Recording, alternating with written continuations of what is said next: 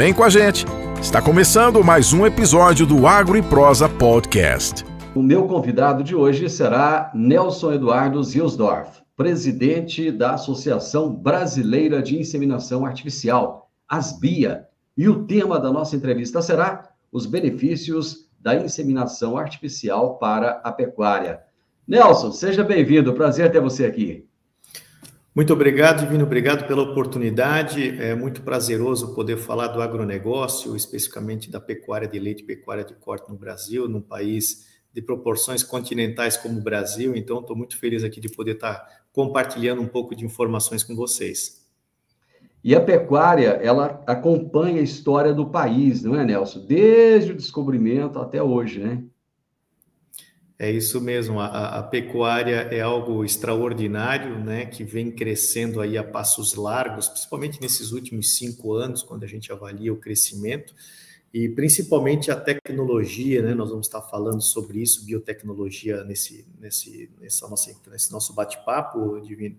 E é muito legal a gente ver como vem agregando desenvolvimento econômico, desenvolvimento de área e principalmente a nossa economia, o PIB, tanto na pecuária de leite quanto na pecuária de corte.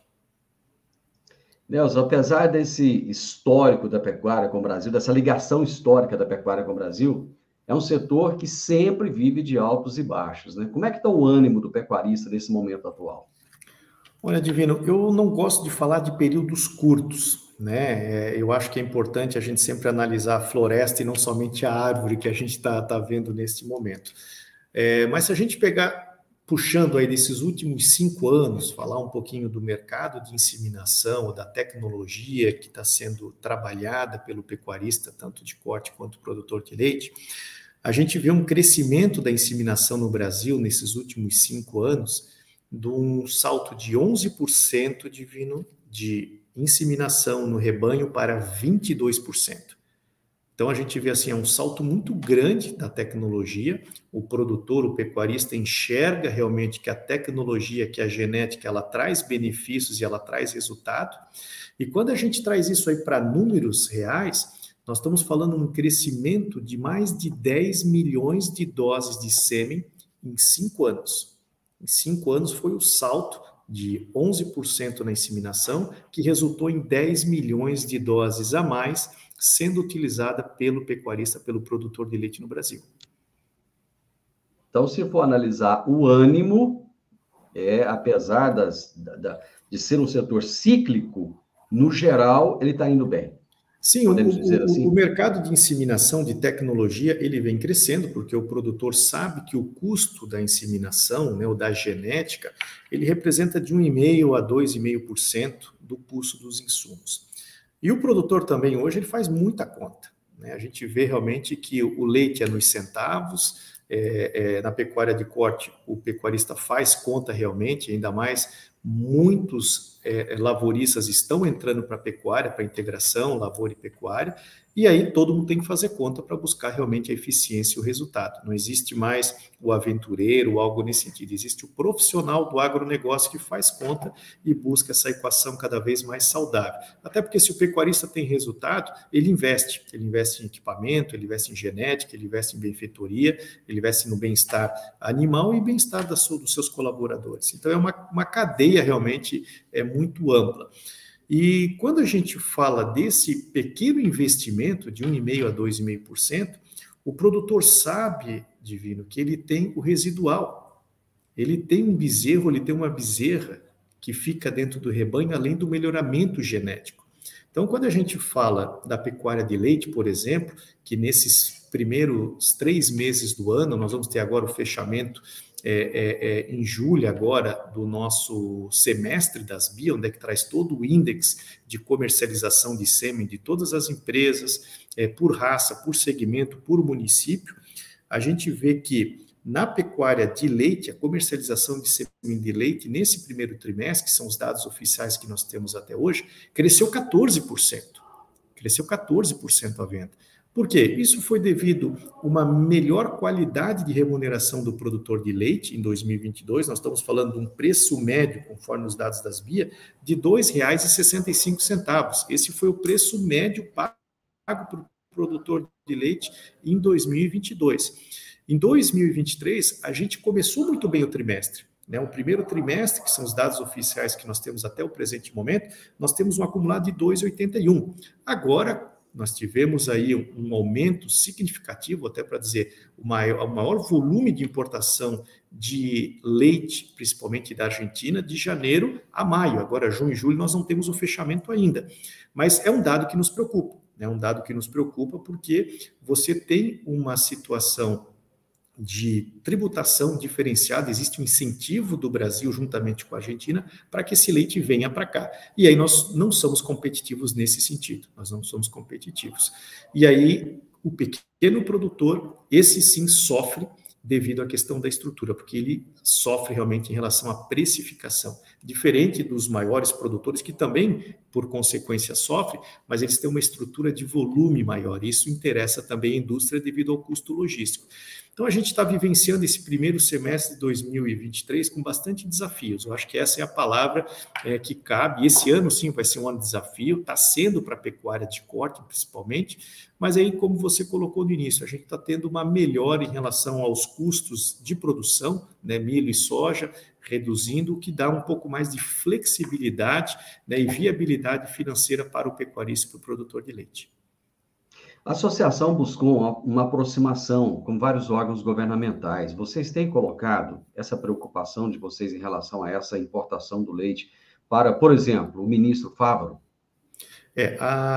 Nós fizemos parte, e eu, como produtor também, faço parte da Abraleite, através do presidente Geraldo, e está tendo uma movimentação muito grande, até porque a Abraleite, hoje, que é a Associação Brasileira dos Produtores de Leite, ela engloba aí os maiores produtores de leite do Brasil. Então, ela tem uma força política muito grande. E o Geraldo Borges, que é o nosso presidente hoje da Abraleite, está realmente muito engajado nessa causa. Ele está buscando, principalmente, um maior relacionamento com o meio político, juntamente com a bancada ruralista, para mostrar realmente o movimento da pecuária de leite, o que envolve principalmente os médios e pequenos produtores, como os grandes. Então, existe sim um trabalho de aproximação grande. Aí, falando da instituição Asbia, a nossa associação é fundada desde 1974, então tem uma representatividade muito grande, nós estamos aí em mais de 35 associados e crescendo agora, principalmente com o mercado de embriões, e nós temos agora um trabalho muito forte em relação à IN 53, à IN 13, juntamente com o Ministério, numa conversa muito franca, muito aberta. Buscamos uma aproximação com o Dr. Josélio, uma pessoa muito respeitada dentro do Ministério da Agricultura, que até está já organizando uma audiência com o ministro Fábio, onde a Asbia vai poder levar as causas, as necessidades, ou as expectativas que nós temos para buscar realmente uma melhor equação do agronegócio, de que forma nós podemos caminhar junto, porque o dia a dia do pecuarista, nós como produtor de leite, já não é fácil, Divino, nós matamos, não dá mais ser um leão por dia, tem que ser 2, 3 leões por dia, porque realmente está muito intenso, os desafios estão grandes. Então, chega um momento que nós temos que nos unir para buscar uma equação do que é bom para o mercado, o que é bom para a economia, o que é bom para todo mundo. Porque a hora que você senta numa mesa de discussão e busca o que é melhor para todos, todos ganham no processo. E essa é a balança que a Asbia busca em todas as suas tratativas, seja com seus associados, seja com as instituições políticas, para que a gente possa realmente somar, agregar valor e trazer melhor resultado. Porque movimenta muito a economia, a gente sabe que o agronegócio aí está na casa dos seus 30% do PIB, então ele tem que ter esse respeito, ele tem que ter essa conversa mais profissional, mais respeitosa de ambas as partes, para que todos possam ganhar na frente. Na prática, de que maneira essa proximidade com esses setores, inclusive os políticos, agrega ao processo da inseminação artificial? Eu coloco para você que o que agrega é realmente esse ganho genético, esse desenvolvimento e a produtividade. Quando a gente volta, você falou, poxa, a pecuária faz parte aí do nosso país já de muitos anos. Quando a gente vê, o Brasil ele começou a importar lá atrás o zebu, veio da Índia o zebu. Hoje nós somos uma referência no Nelore e no zebu. A maior associação de raça hoje do Brasil é a BCZ, uma associação que vem desenvolvendo um trabalho excepcional, seja na sua parte técnica, na diretoria, na pessoa do Gabriel, que é um presidente que está muito à frente, está construindo agora uma nova associação com todas as associações de raça para que tenha mais força junto ao Ministério da Agricultura. Então, você vê que está tendo um trabalho, uma sinergia de todas as associações de raça, instituições, buscando realmente essa aproximação com o Ministério. E a gente está sentindo, né, não é fácil essa construção, porque existe muito ruído, existem muitas narrativas, existem muitos interesses pessoais das pessoas e não das instituições, e nós, como associação, estamos buscando essa maior abrangência como instituição, buscando realmente mostrando o que nós podemos agregar, a importância. Por quê? Porque esse crescimento da inseminação, Divino, como você me perguntou, 98% do crescimento está atrelado à IATF. A IATF é uma tecnologia que foi desenvolvida e vai crescer cada vez mais. Você vê o benefício do pecuarista de poder protocolar esses animais, de ter um período para esses animais nascerem, um período para ele desmamar, um período para ele colocar no confinamento, fazer o acabamento, fazer a terminação, ou seja, você começa a estruturar de uma forma muito mais profissional, uma estrutura financeira melhor, você consegue organizar e ter essa interlocução com a indústria, para saber quando é que você vai poder vender esse animal.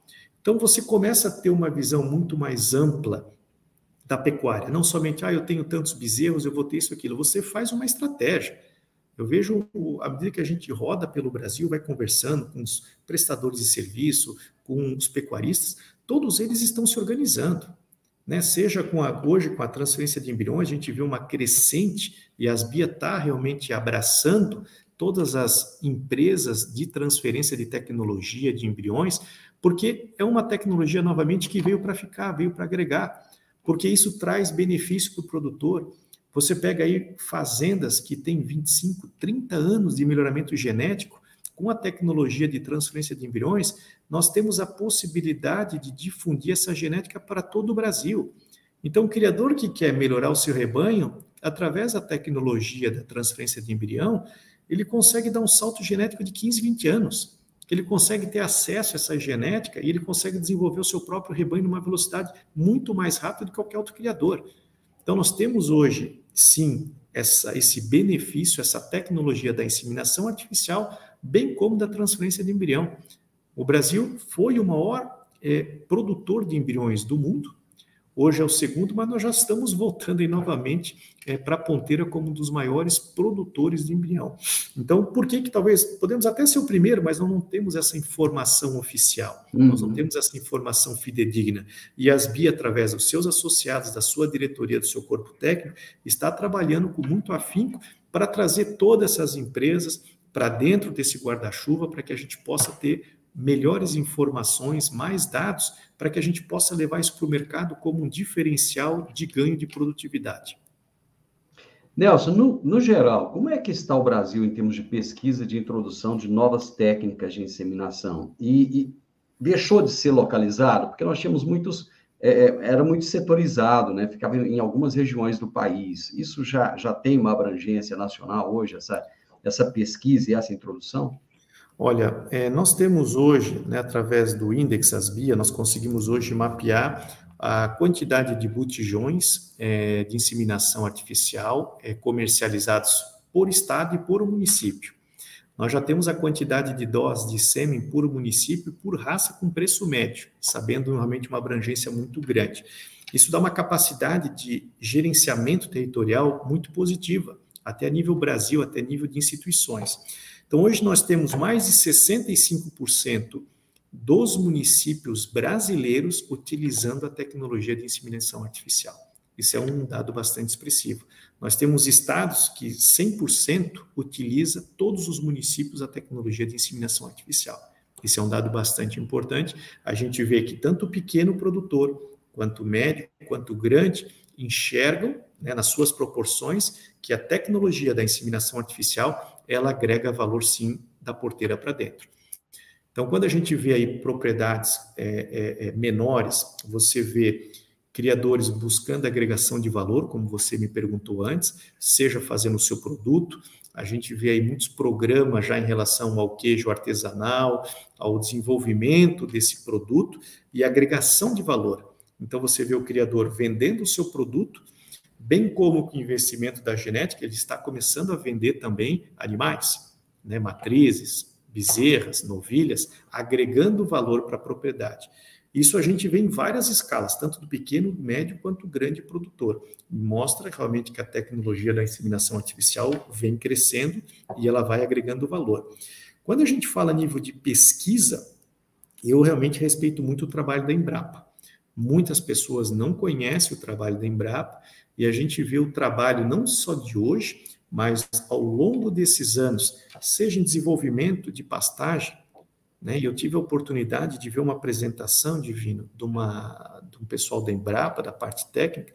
Eu fiquei surpreso. Você pega lá já na década de 70, 80, o profissionalismo no desenvolvimento, independente da região do Brasil, a qualidade de pastagem que melhor se adapta. Porque se eu colocar um tipo de pastagem lá na região da fronteira do Rio Grande do Sul, esse tipo de pastagem não vai se adaptar no Pará, por exemplo. Isso. Né? Então, assim, o nível de profissionalismo, de pesquisa, ele traz realmente um benefício muito grande para o pecuarista quanto o produtor. Aí a gente caminha para a genética, o desenvolvimento de pesquisa genética, os programas de melhoramento genético que a Embrapa desenvolveu. E aí eu volto no que eu estava falando em relação da importação dos animais, né, oriundos da Índia, e hoje o Brasil é vamos dizer assim, um polo exportador de material genético, né? O nosso Nelore hoje, ele é almejado por outros países. Nesses primeiros 3 meses do ano, nós já exportamos para 8 países.